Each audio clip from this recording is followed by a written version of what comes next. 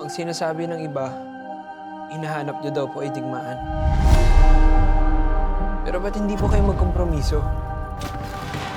Isinusuka ko ang digmaan, Joven. Pero ang kompromiso, wala ba tayong karapatang magbuhay ng malaya?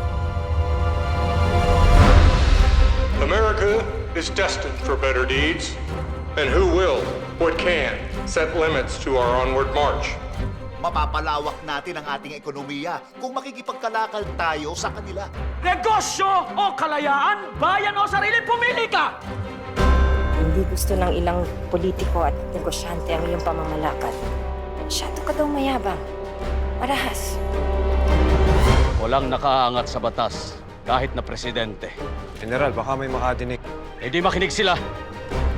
Baliw ka talaga, Luna. Anong gagawin natin sa kanya? Nasubukan mo na bang huliin ang hangin? Sabihin mo sa ating mga kababayan na hindi nakakamit ang kalayaan sa pag-aaruga sa kanilang mga mahal sa buhay. Kailangan nilang magbayad. Ano pong kabayaran?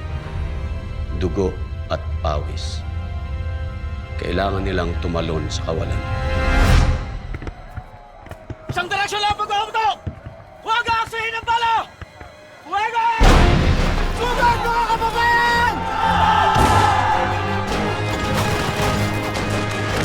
Unleash hell! Si Antonio Luna ay malupit, abusado, mayabang. Hindi ho maaaring magkaroon ng gantong gulo sa pagitan ng kapwa Pilipino.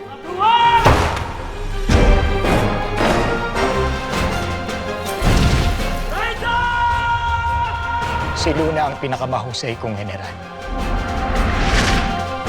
Mga kapatid, mayroon tayong mas malaking kaaway kaysa mga Amerikano. Ang ating sarili.